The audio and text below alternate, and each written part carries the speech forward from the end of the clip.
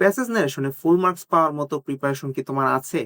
যদি না থাকে তাহলে তোমাকে কিন্তু স্পেশাল কেয়ার নিতে হবে। এখন সেই ক্ষেত্রে তুমি কি করতে পারো দেখো, প্যাসেজ ন্যারেশনে খুব ভালো যদি তোমাকে করতে হয় তাহলে প্যাসেজ ন্যারেশন প্র্যাকটিস করার আগে সিঙ্গেল সিঙ্গেল যে সেন্টেন্স গুলো থাকে সেই ন্যারেশন গুলো তোমাকে প্র্যাকটিস করতে হবে। অ্যাসার্টিভ, ইন্টারোগেটিভ এবং অন্যান্য যেই ধরনের সেন্টেন্স ন্যারেশন গুলো রয়েছে সেগুলো তোমাকে খুব ভালোভাবে শিখতে হবে। এবং তোমাকে কিন্তু দুই ভাবে শিখতে হবে, ডিরেক্ট টু ইনডিরেক্ট এবং ইনডিরেক্ট টু ডিরেক্ট। অনেক সময় দেখা যায় পরীক্ষার হলে কি হয় জানো, ডিরেক্ট থেকে ইনডিরেক্ট না এসে ইনডিরেক্ট থেকে ডিরেক্ট আসে। তখন দেখা যায় অনেক স্টুডেন্টই খেয়ে হারিয়ে ফেলে, কারণ সেটাতে তারা আগে থেকে অভ্যস্ত না। আর প্যাসেজ ন্যারেশনটা কি? প্যাসেজ ন্যারেশনটা হচ্ছে জাস্ট একটা সেন্টেন্সের সাথে আরেকটা সেন্টেন্স কিভাবে কানেক্ট করতে হয় ন্যারেশন করার সময় সেই জিনিসটাকে কানেক্ট করার একটা খেলা।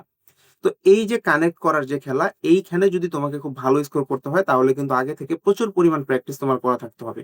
কাজে আমি বলবো আগের বছরের যে প্যাসেজ ন্যারেশন গুলো রয়েছে, মানে বোর্ড পরীক্ষা যেগুলো এসেছিল সেগুলো খুব ভালোভাবে প্র্যাকটিস করে ফেলো, যাতে তুমি আগে থেকেই বোর্ড পরীক্ষার জন্য সম্পূর্ণ প্রস্তুত হয়ে যেতে পারো।